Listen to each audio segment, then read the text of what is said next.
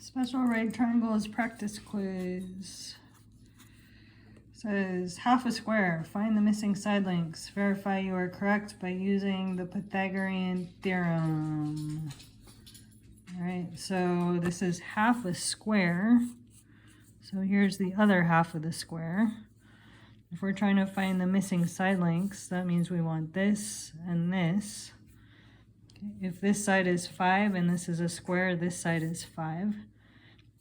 And then we learned a ratio for 45, 45, 90 triangles,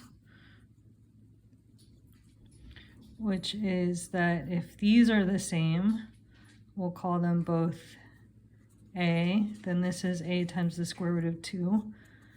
Or we have 1 to 1 to 1 times the square root of 2. That's the ratio.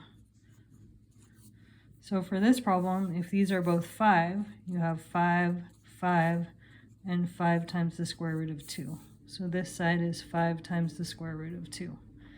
It says verify you're correct by using the Pythagorean theorem. So I'm going to do a squared plus b squared equals c squared. And both of the legs are 5. And the longest side is 5 times the square root of 2. That's 25 plus 25. And I'm just verifying, double checking. This side is 50. This side's a little tricky. This is 5 square root 2 times 5 square root 2. That equals 5 times 5 is 25. Square root times 2 times square root 2 is 2. So this is one way to show work. I have verified that those are the side lengths.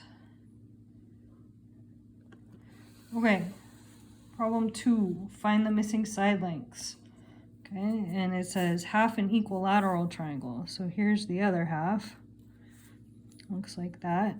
We want to find the missing side lengths, so we want to find that, and we want to find that.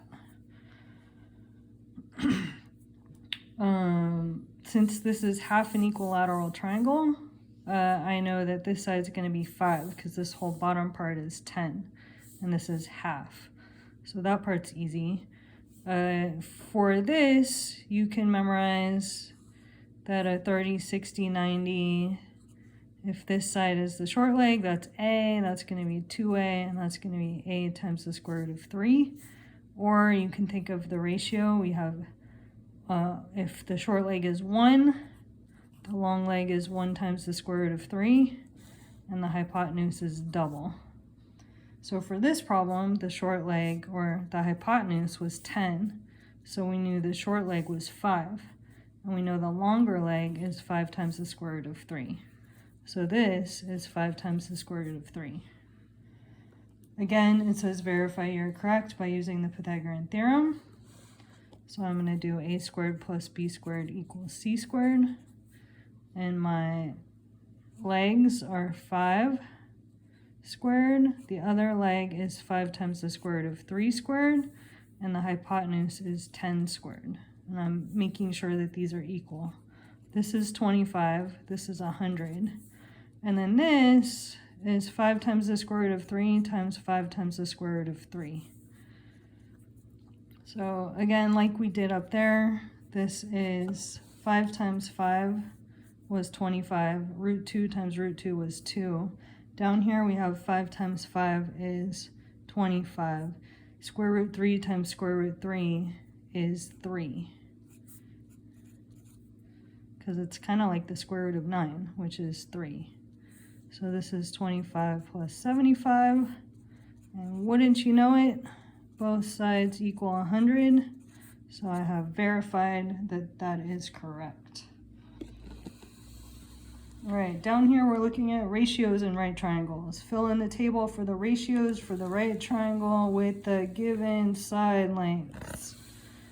Use angle H as the reference angle. So before we do this problem, we need to go over here. Notice it's a 3, 4, 5 right triangle, the most kind of common special right triangles. That's not special, it's just common. Anyway, here's H. I'm going to put a star next to that, and then I need to label my sides so I can do these ratios. So if that's the angle I care about, the reference angle, over here is the opposite side. And then this one is the hypotenuse because it's across from the biggest angle. So it's the longest side, and we call that the hypotenuse. And then this one down here gets the other word, which is adjacent. This side is adjacent to the star, the reference angle. And now that I have that, I will just put the numbers on top of each other. So I need the opposite number on top of the hypotenuse number. The opposite number is 4, the hypotenuse number is 5. Okay, then I need the adjacent number on top of the hypotenuse number. The adjacent number is 3. The hypotenuse is 5. And then the last ratio I need the opposite side over the adjacent side. So there's a 4 and there's a 3. So the answer is 4 over 3. All right, next part gets a little tricky. It says use your values to find the measure of angle H. So what you need for this is the table, which I don't actually have. That's 0.08, so I'm changing these into a fraction, and 4/3 is 1.333. Okay, and then what I need to do is I need to go find my table, and I need to look on the table at which numbers match for those 3 values. There is a way to do this on the calculator. I will have to show that to you in class. So we're going to do do it backwards. So I'm going to leave this for class before the test. Sorry about that. Okay, page 2. Look at the triangle and the table given.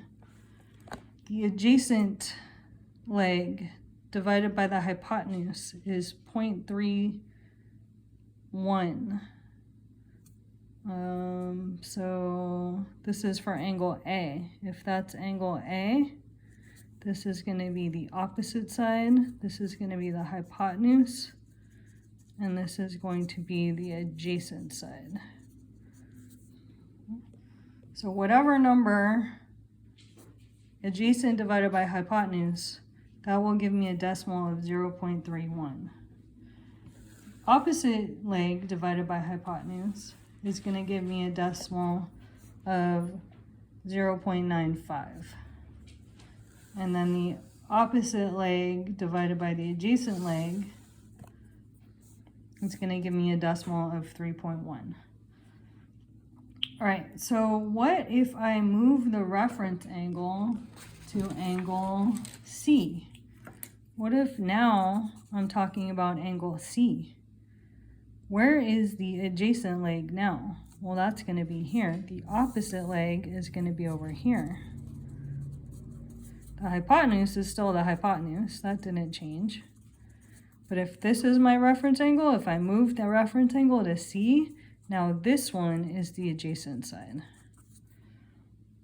So the fraction is going to be this side over that side, which happens to be the same as the purple's opposite over hypotenuse.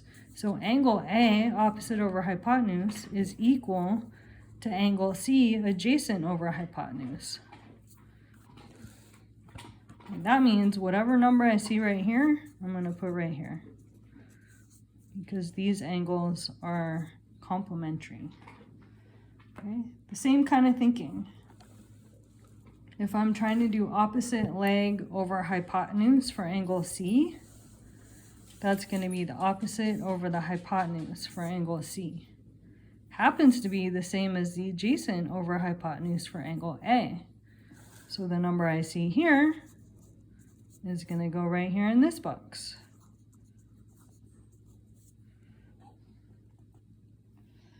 All right, the last one I need a calculator for, and I don't have a calculator for it. So I will tell you what to punch into the calculator.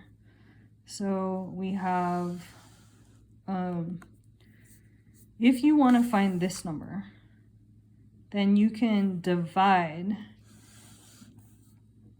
this number equals 0.9 0.95 divided by 0.31. Hopefully you can see where I got that from. 0.95 divided by 0.31.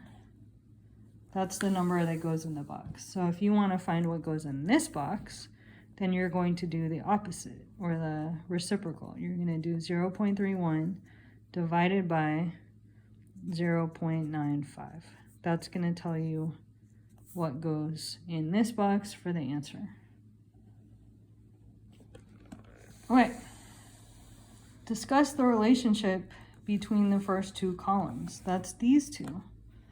Okay, so basically the opposite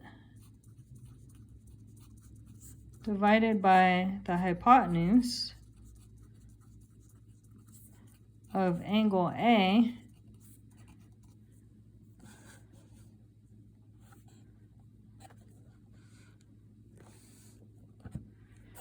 is the adjacent divided by hypotenuse of angle C.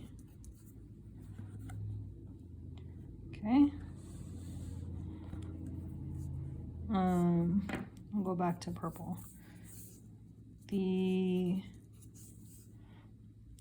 opposite adjacent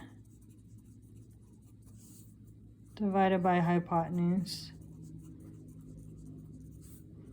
of angle A is the same as the opposite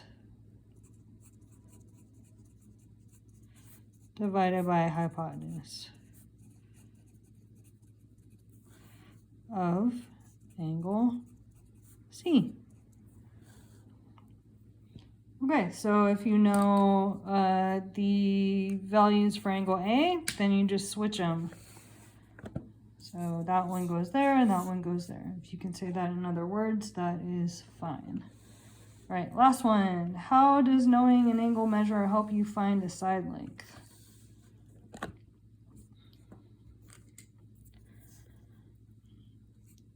If the angle changes,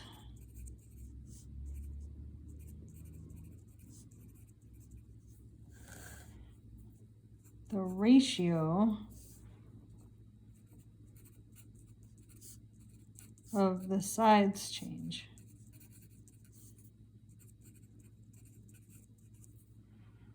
If the angle changes, the ratio of the sides change. If you know the angle's ratio,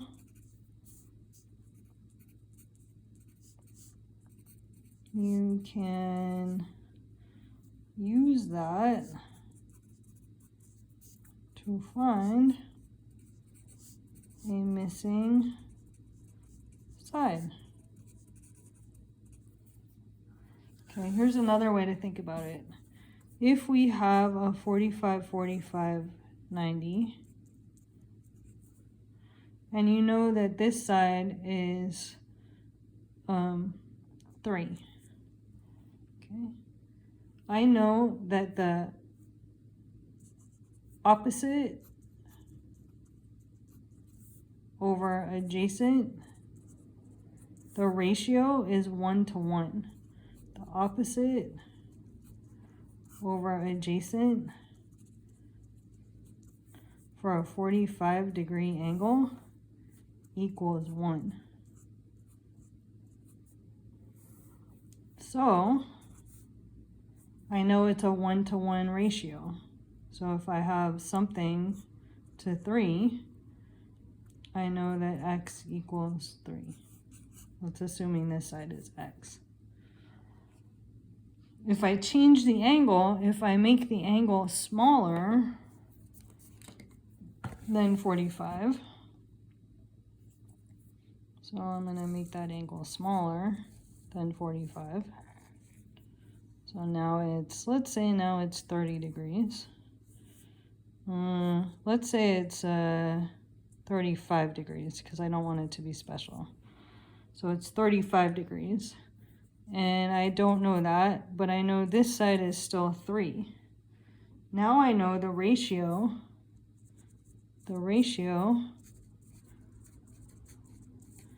is less than 1.